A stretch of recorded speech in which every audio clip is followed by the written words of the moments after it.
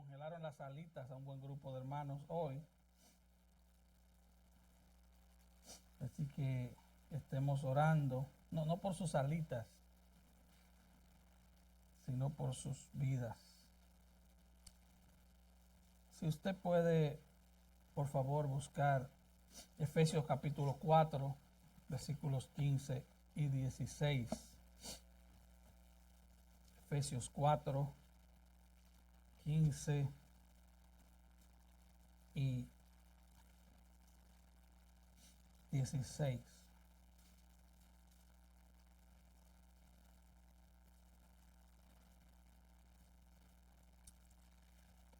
¿Lo tenemos? Así dice la palabra del Señor.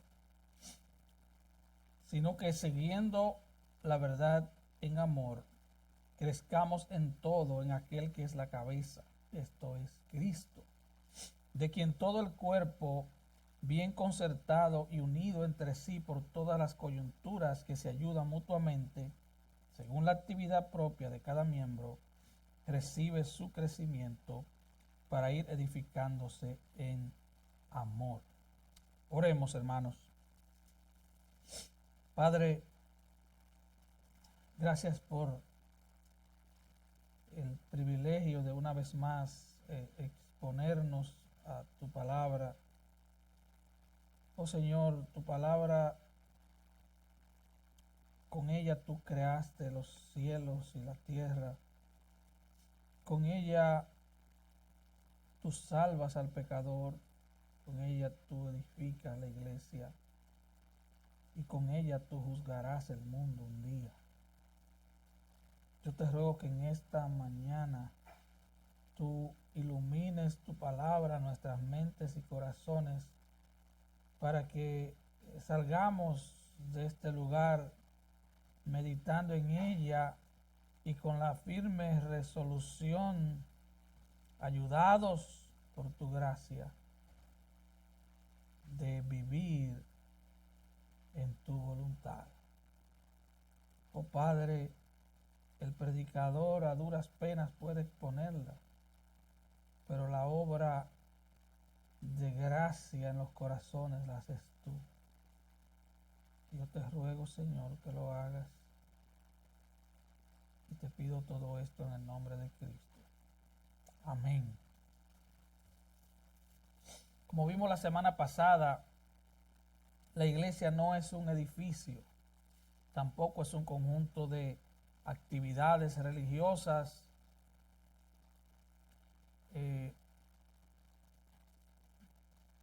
tampoco es un conjunto de líderes. La palabra griega eclesia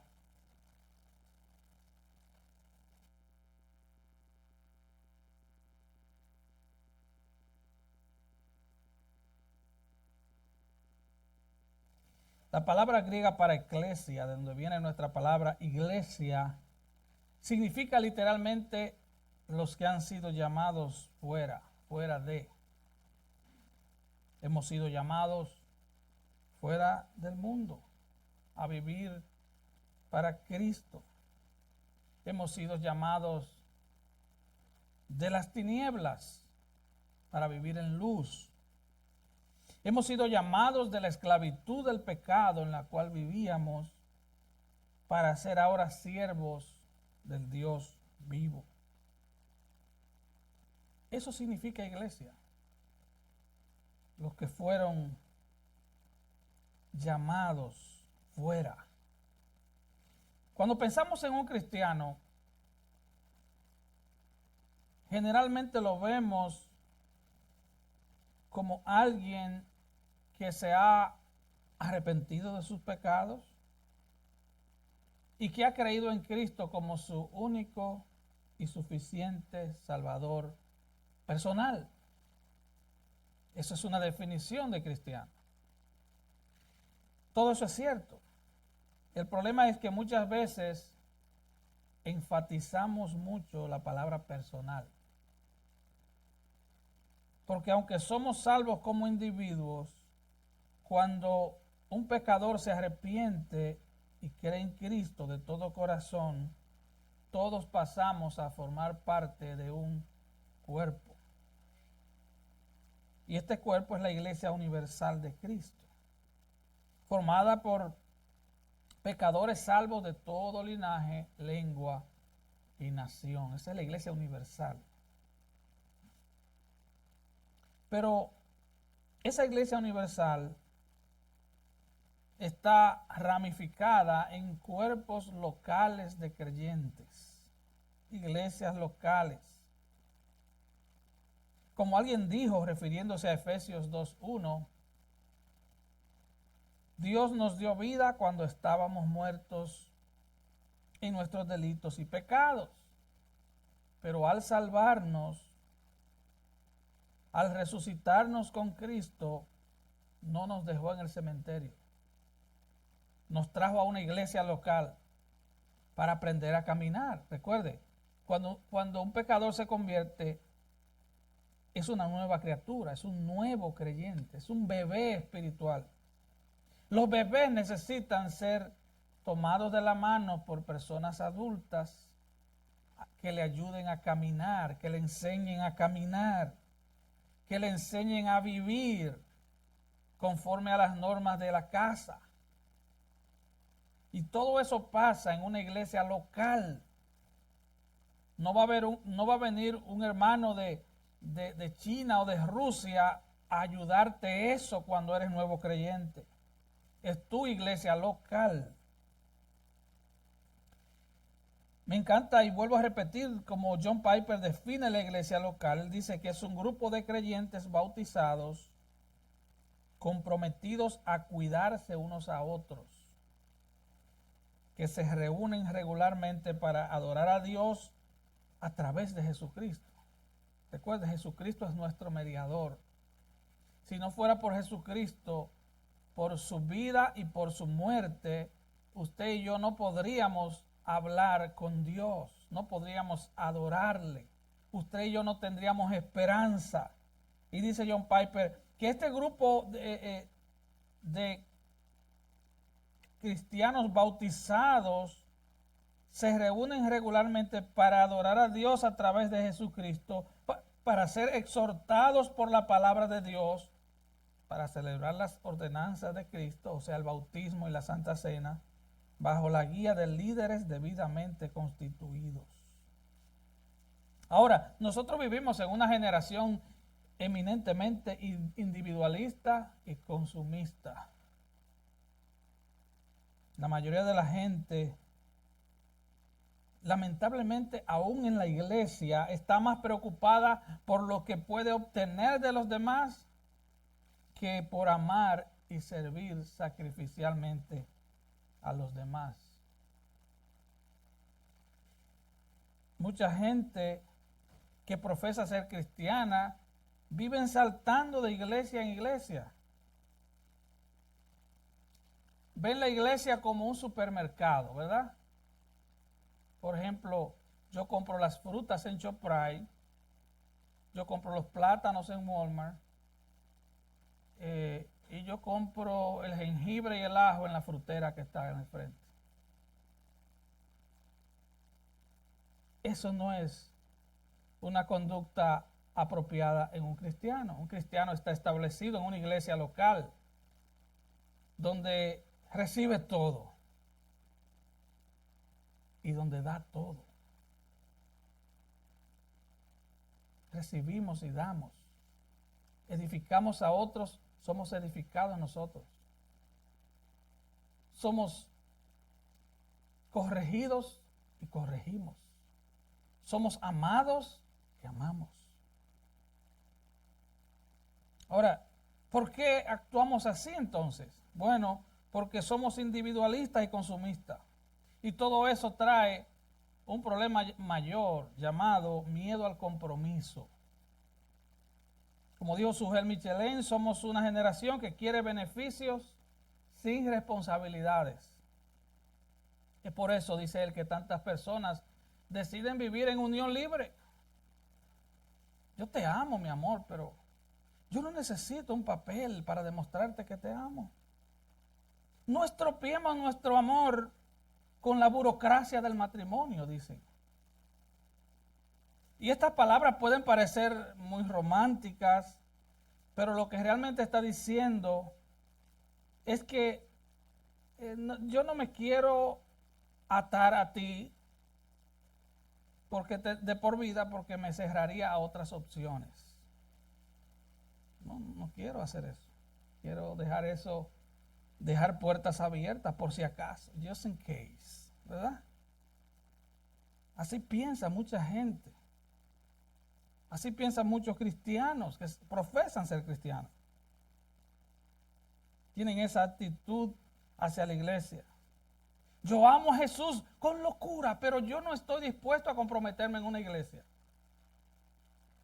A comprometerme con un grupo particular de cristianos para amarlos y para servirles. Recuerda, hermano, que la iglesia es el plan de Dios. No es un plan, es el plan.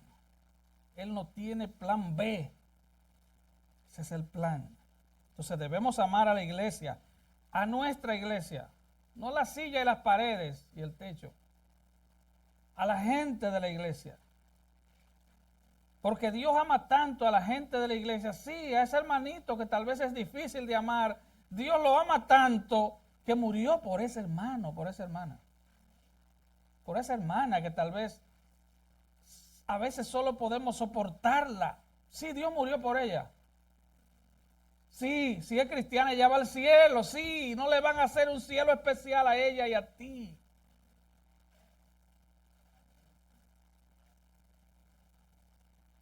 Cristo murió por él, por ella. Muchos de nosotros, el problema que tenemos es que nos enfocamos en la falta de la gente y esperamos que la iglesia sea como un museo de santos. No, hermano, la iglesia no es un museo de santos, la iglesia es un hospital. Un hospital de santos, eso sí. Sí. Pablo lo dice en 1 Corintios, capítulo 1, su primer versículo, él dice, a los santificados llamados a ser santos. Me encanta esa definición de iglesia.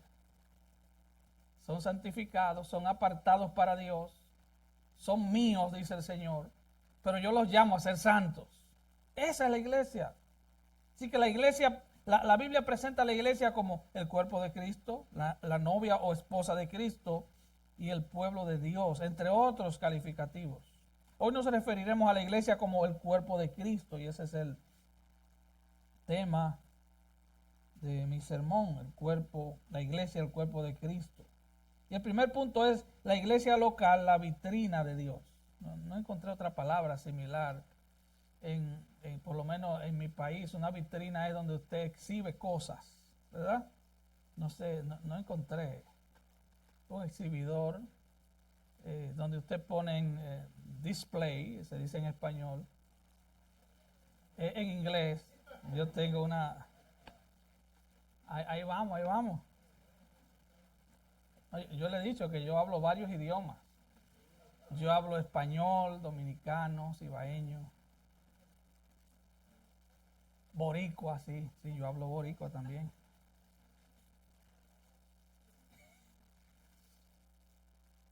Efesios 4:15 dice, sino que siguiendo la verdad en amor, crezcamos en aquel que es la cabeza, esto es Cristo.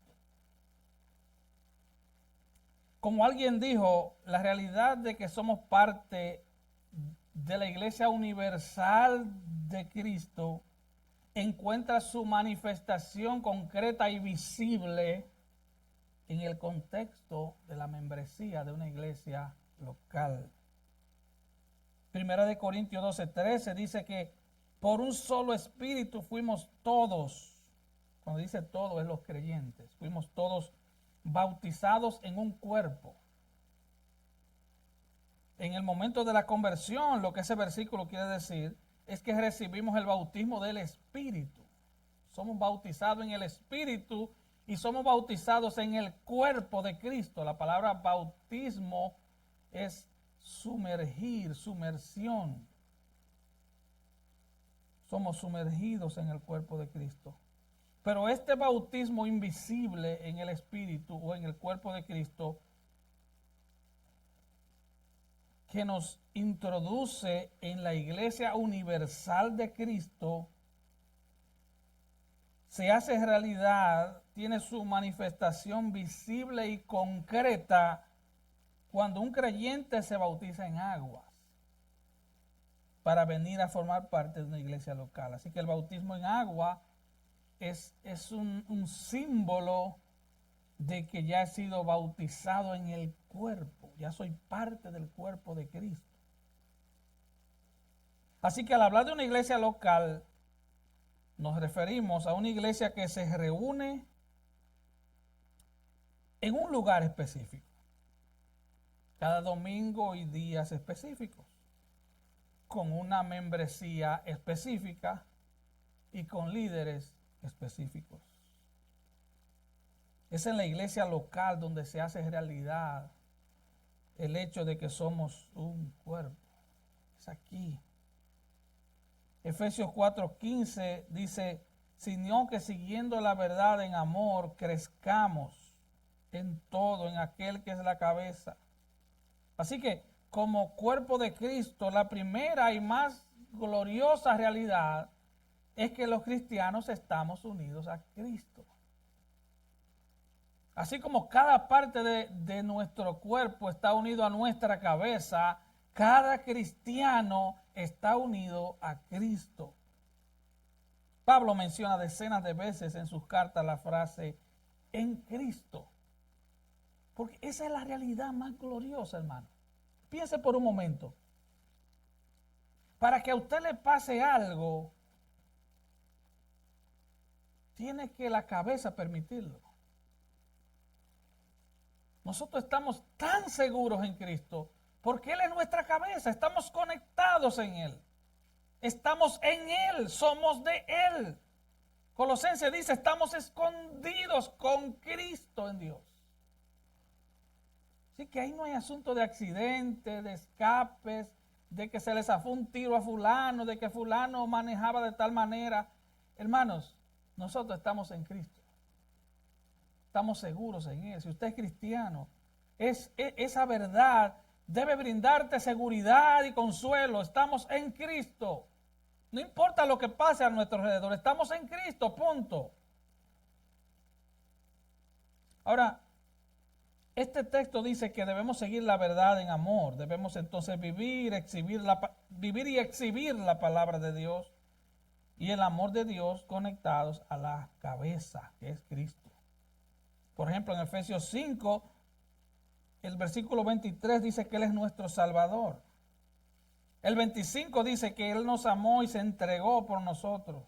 El 26 dice que Él nos santifica y nos purifica por medio de su palabra. Y el 29 dice que Él nos sustenta y nos cuida. Mire todo lo que hace el Señor por un creyente. Cuando vemos un cristiano, muchas veces no entendemos lo que es un cristiano. Es toda la obra de la Trinidad en un pecador salvo por gracia. Es toda la inversión del cielo en un pecador salvo por gracia. Ahí no hay lugar para tristeza permanente. Ahí no hay lugar para vivir en flaqueza ni en frialdad. Él nos santifica por su palabra, Él nos lava por la palabra y Él nos sustenta y nos cuida, dice Efesios 5, 29. Mira lo que dijo R.C. Sproul.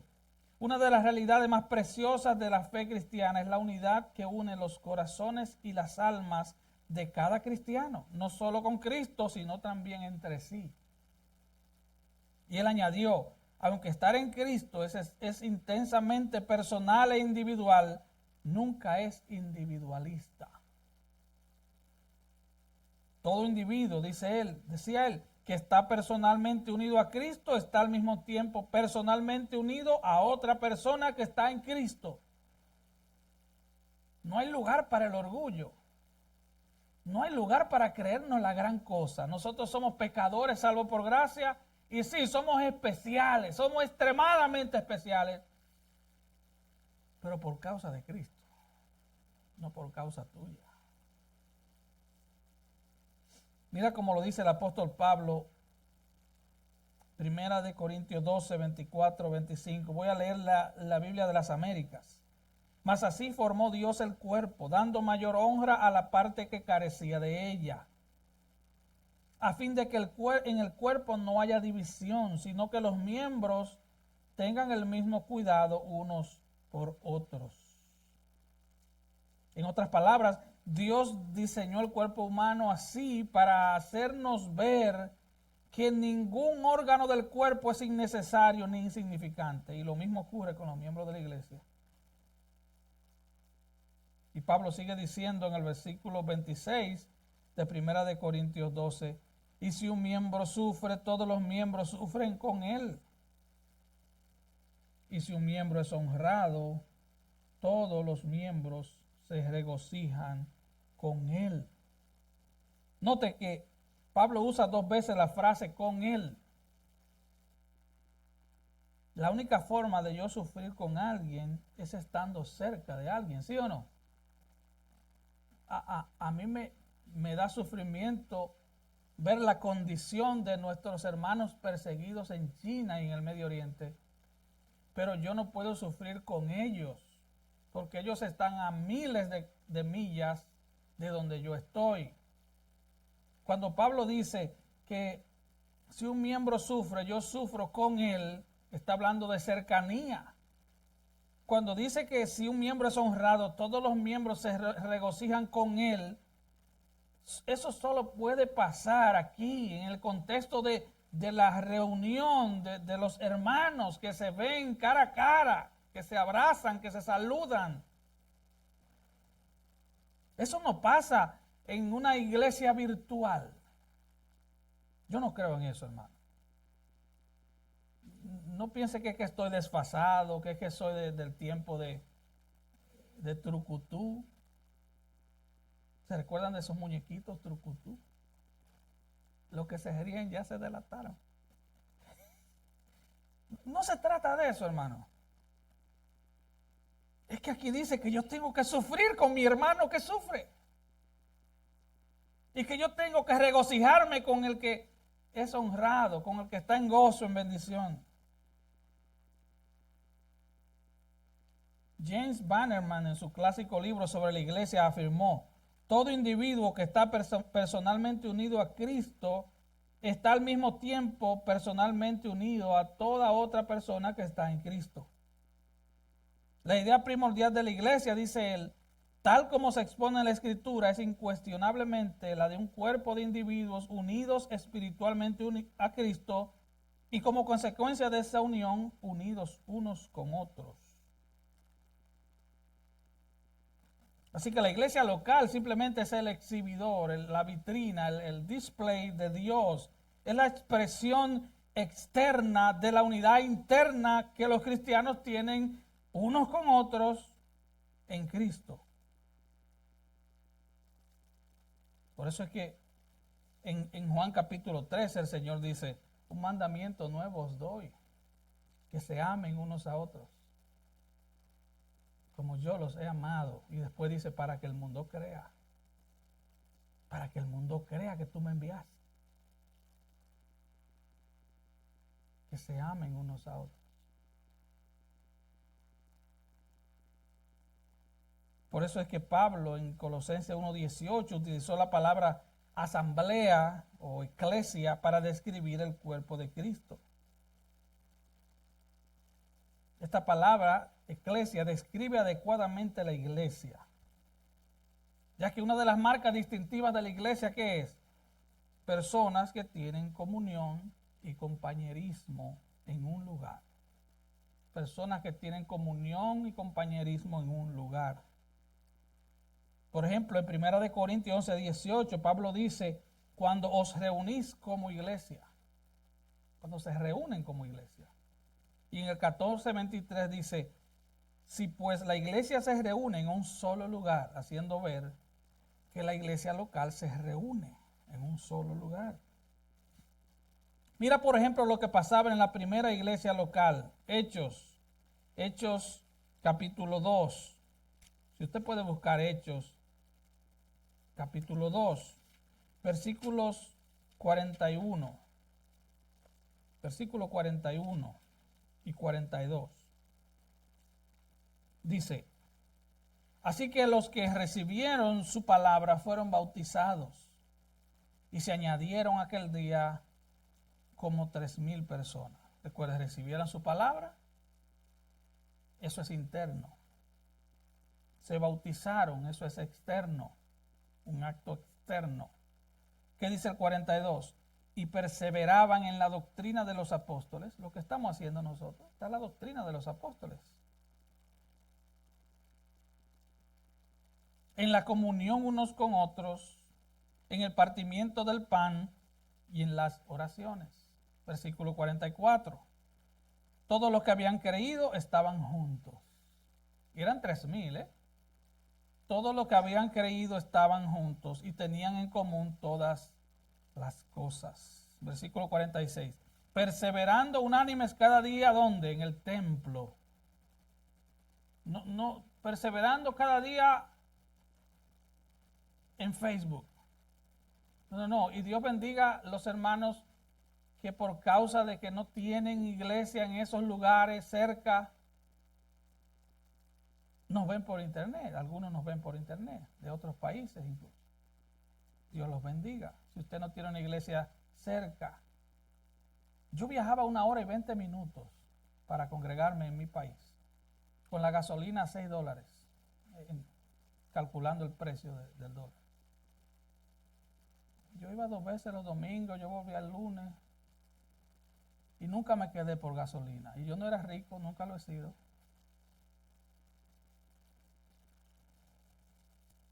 Pero esta gente se reunía. Esa es la primera iglesia. Recuerda, el libro de los Hechos son 30 años de la historia de la primera iglesia, de la iglesia primitiva. Eso nos lleva al segundo punto, la interdependencia de los miembros del cuerpo de Cristo. Note que dije interdependencia, no dependencia. Efesios 4, 16. De quien todo el cuerpo, bien concertado y unido entre sí por todas las coyunturas que se ayudan mutuamente según la actividad propia de cada miembro, recibe su crecimiento para ir edificándose en amor. El puritano inglés Benjamin Hitch, algo así, afirmó: una iglesia de Cristo es una congregación de cristianos piadosos, quienes como asamblea establecida se entregan al Señor y mutuamente unos a otros, por acuerdo y consentimiento mutuos, conforme a la voluntad de Dios, y ordinariamente se reúnen en un mismo lugar. Así que Dios ha diseñado a los cristianos no para ser independientes. No importa que tú tengas un doctorado, que tú tengas un PhD, no importa que tú hayas leído la Biblia 500 veces.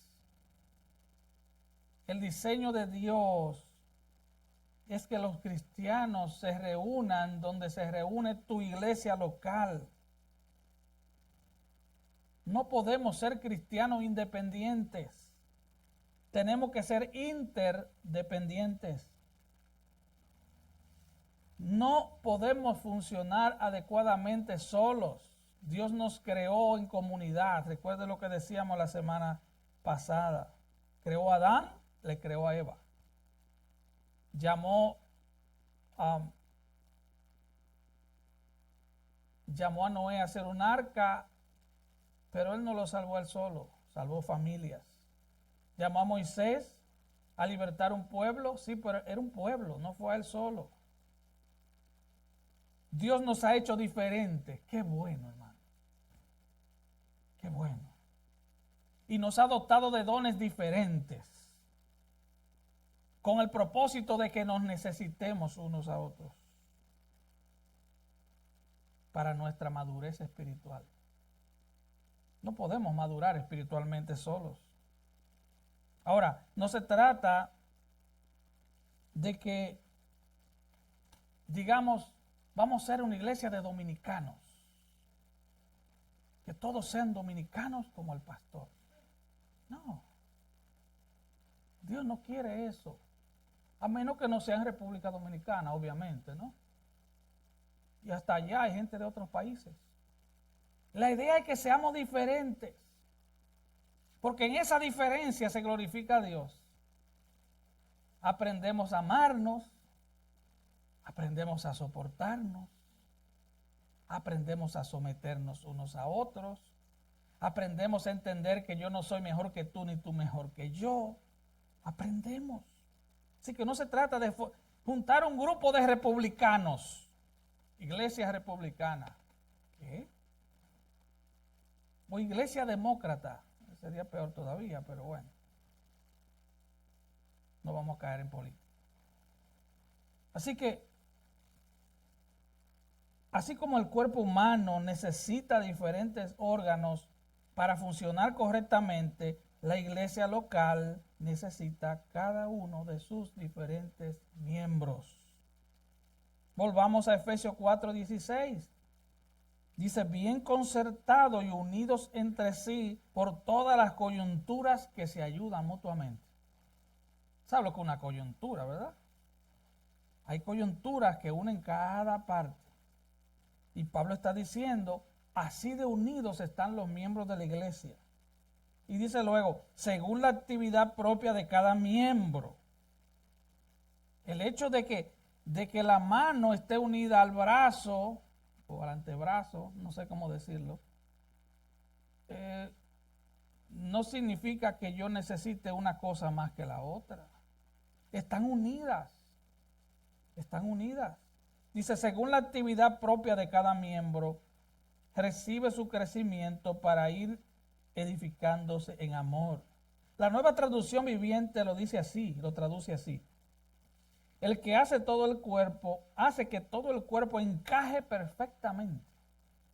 Y cada parte, al cumplir su función específica, ayuda a que las demás partes se desarrollen. Y entonces todo el cuerpo crece y está sano y lleno de amor.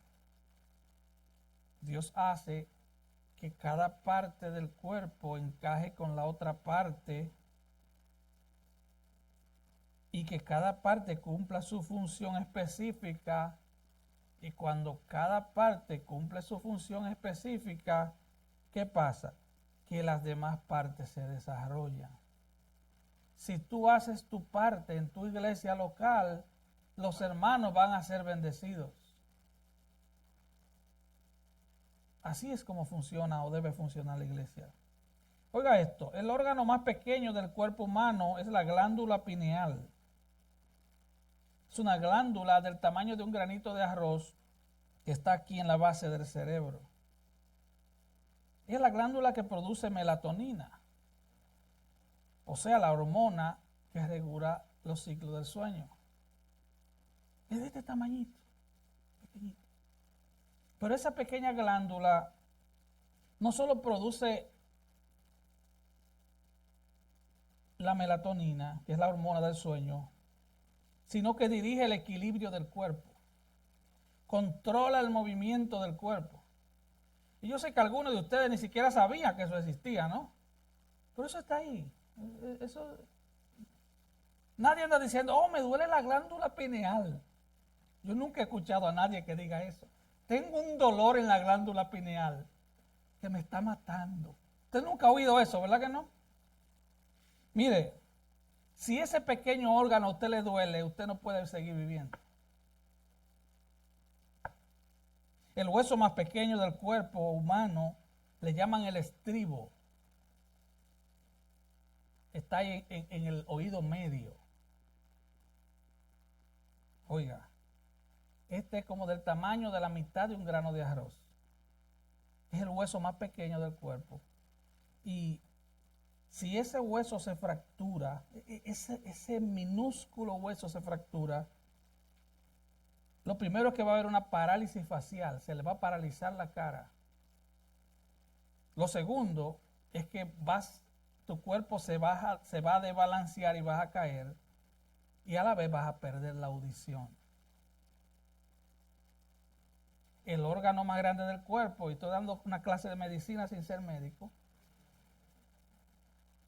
el órgano más grande del cuerpo después de la piel, sí, la piel es un órgano, es el hígado. El hígado cumple cerca de 500 funciones. Ahora imagínense una discusión entre el estribo, la glándula pineal y el hígado. Y que el hígado diga, oye, yo soy el duro aquí. Yo soy el mero mero. Yo hago 500 cosas. Entonces la glándula pineal diga, sí, pero si yo me voy en huelga, el cuerpo no se mueve. O que diga el estribo, el huesito ese, casi invisible, mira, yo estoy cansado de ti, me voy. El cuerpo se va a caer, no vas a oír y te vas simplemente a ir de boca. Hermano, no hay miembros innecesarios en el cuerpo humano, ni tampoco en el cuerpo de Cristo. Tal vez, hermana, tú digas, yo soy la glándula pineal de la iglesia Buenas Nuevas. Oh, qué bueno. Nadie te ve. Pero tú siempre estás orando. Orando por el pastor. Orando por los miembros de la iglesia. Orando por los enfermos. Orando por la salud espiritual de la iglesia. Orando para que el púlpito siempre salga sana doctrina del púlpito. Orando. Tal vez no seas el hígado, pero tal vez eres el estribo. Eres una persona que como vives en la palabra, tienes tus sentidos abiertos a la voz de Dios en la palabra. Y eres de gran ayuda en la iglesia. Así que la iglesia no es un conjunto de santos desconectados, sino la comunión de los santos. En el béisbol hay una figura que le llaman agente libre, porque puede jugar en cualquier equipo. En la iglesia no hay agente libre. La gente juega en su equipo, y su equipo es su iglesia local. A esa usted pertenece. Ahora, dice luego, quienes según la actividad propia de cada miembro, recibe su crecimiento para ir edificándose en amor. Habla de actividad propia de cada miembro. Cada miembro del cuerpo tiene una función. Por eso Dios nos hizo diferentes. Por ejemplo, si un hermano que canta mal o lo ponen a dirigir la alabanza, eso va a ser un problema. Y no estoy diciendo que no cante, porque si usted está en la iglesia, se supone que usted canta, usted viene a cantar al Señor. Pero tal vez no sirva para dirigir el canto. Juan Calvino dijo, la comunión de los santos expresa lo que la iglesia es. Mucha gente malinterpreta Mateo 18:20, dice, donde hay 2 o 3 reunidos en mi nombre, ahí estoy yo en medio de ellos. Y malinterpreta esto. O sea, pregunta, si 2 o 3 creyentes se van a Burger King, dos o tres cristianos se van a Burger King y se meten su hamburger y su papita con cachú y comparten un versículo bíblico cada semana y oran antes de comer, ¿eso es una iglesia? No. Esos son 3 hermanos que fueron a Burger King. No. Porque si usted lee Mateo 18 en su contexto y dice, oh, aquí dice que si un hermano peca, que llame a su hermano y lo reprenda. Y que si él no te oye, si no se arrepiente, llame 2 testigos. Y que si esos 2 no se arrepienten, entonces que lo diga la iglesia. ¿La iglesia de dónde? De China. No, a tu iglesia local. En Burger King, no, donde se reúne la iglesia. Y dice luego, y si no se arrepiente, aún habiéndoselo dicho a la iglesia, entonces tenlo por gentil y publicano, o sea, expúlsalo de la iglesia. ¿Con el fin de destruirlo? No, con el fin de que se arrepienta y vuelva. Todo eso pasa en la iglesia local. Eso no pasa cuando vamos al parque y leemos un texto bíblico, no. La iglesia local tiene que ver con compromiso. Estamos comprometidos unos a otros, a amarnos unos a otros, a servirnos unos a otros. Esa es la iglesia, es el modelo bíblico de iglesia. Miembros comprometidos a cuidarse unos a otros, a amarse unos a otros, a rendirse cuenta unos a otros, y donde debe haber disciplina bíblica. Por eso es que en el Nuevo Testamento encontramos tantos mandamientos de unos a otros. Y tengo una lista aquí larguísima, y no puedo decir los versículos bíblicos, pero por falta de tiempo.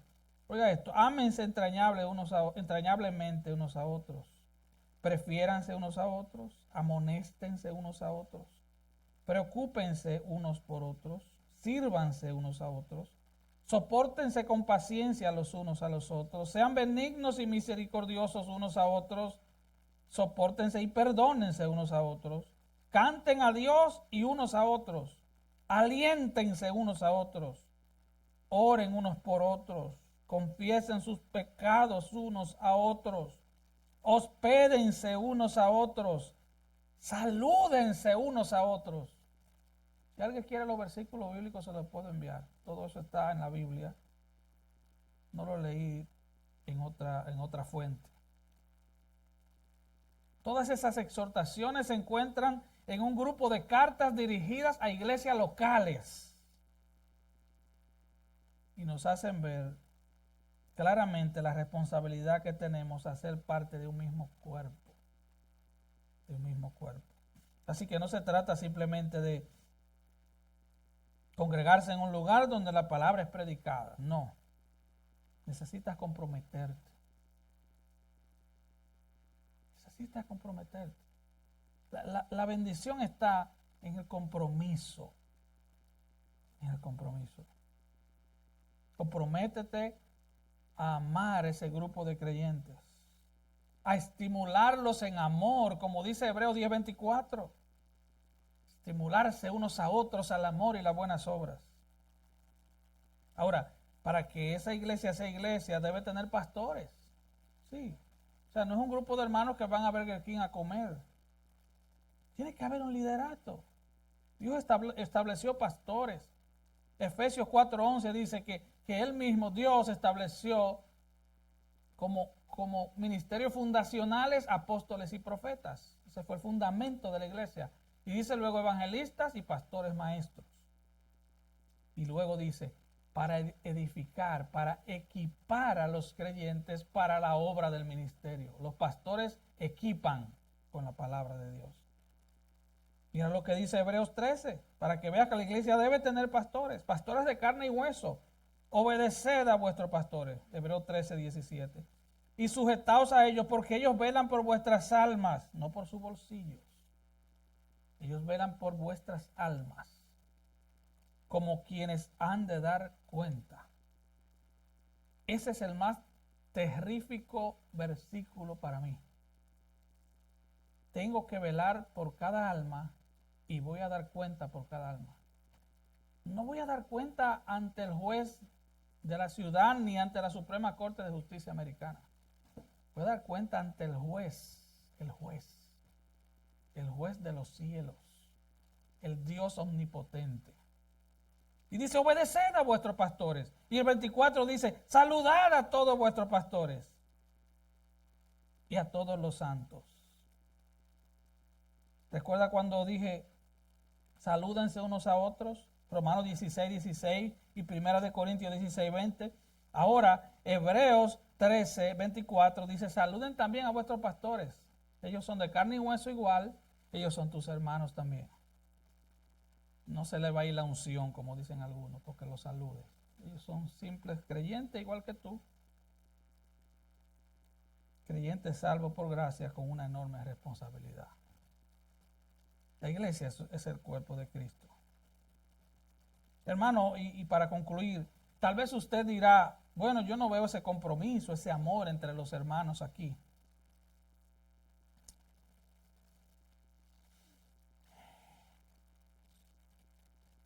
Comienza tú.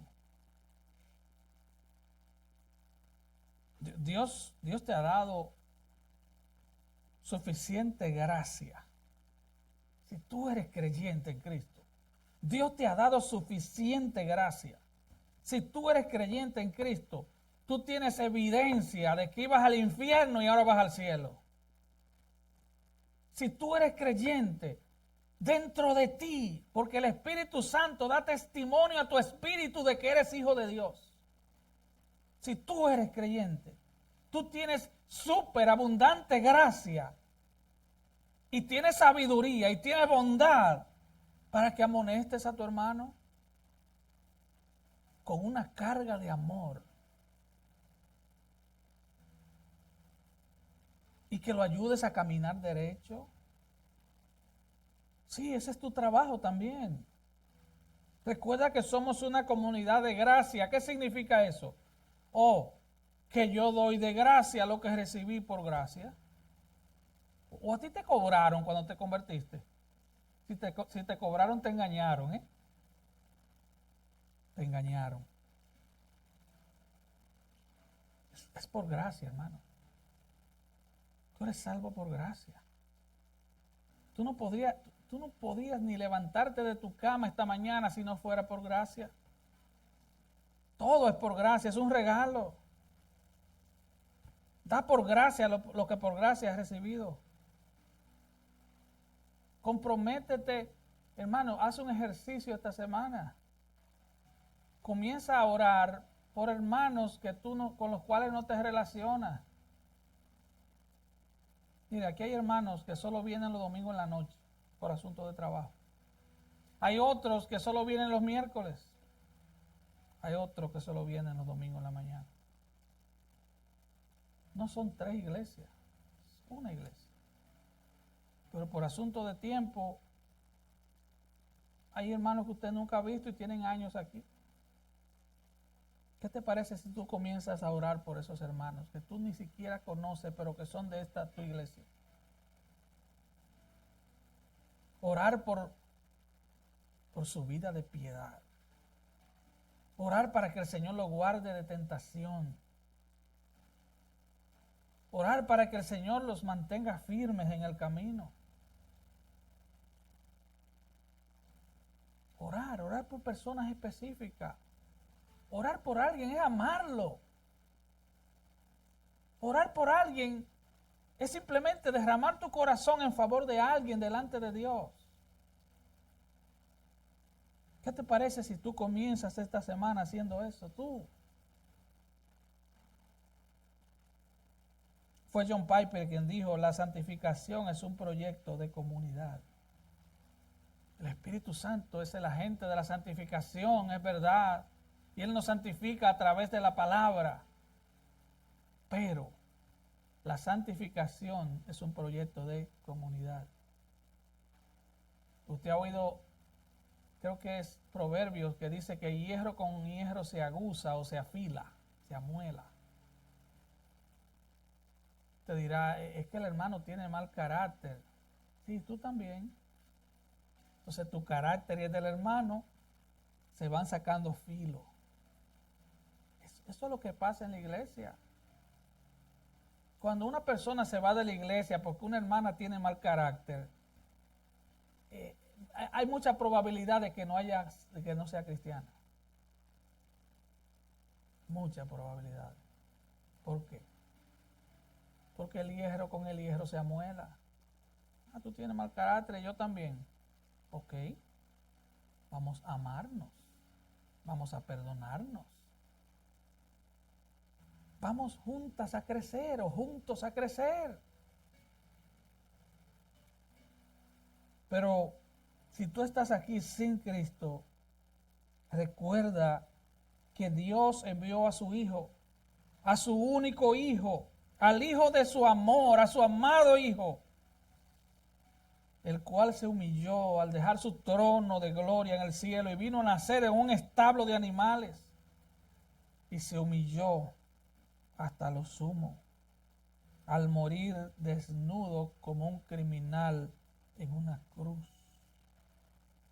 Si tú estás en Cristo, solo recuerda esto: Cristo te ofrece perdón, perdón de pecados, vida eterna. Cristo te ofrece perdón si vienes a Él en arrepentimiento y fe. Arrepiéntete de tu pecado, ven a Cristo el Señor. Y entonces pasarás a formar parte del cuerpo de Cristo y gozarás de Cristo por siempre. Ven a Cristo el Señor. Y hermano, si tú estás pasando por momentos de necesidad,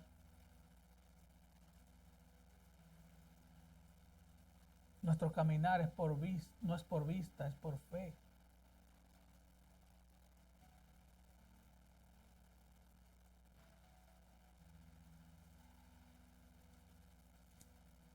Nuestro caminar es por fe. Pon tus ojos en Jesús. Pon tus ojos en Jesús. Y pide ayuda a un hermano para que sigas caminando. Amén, hermanos. Vamos a orar. Padre, te damos gracias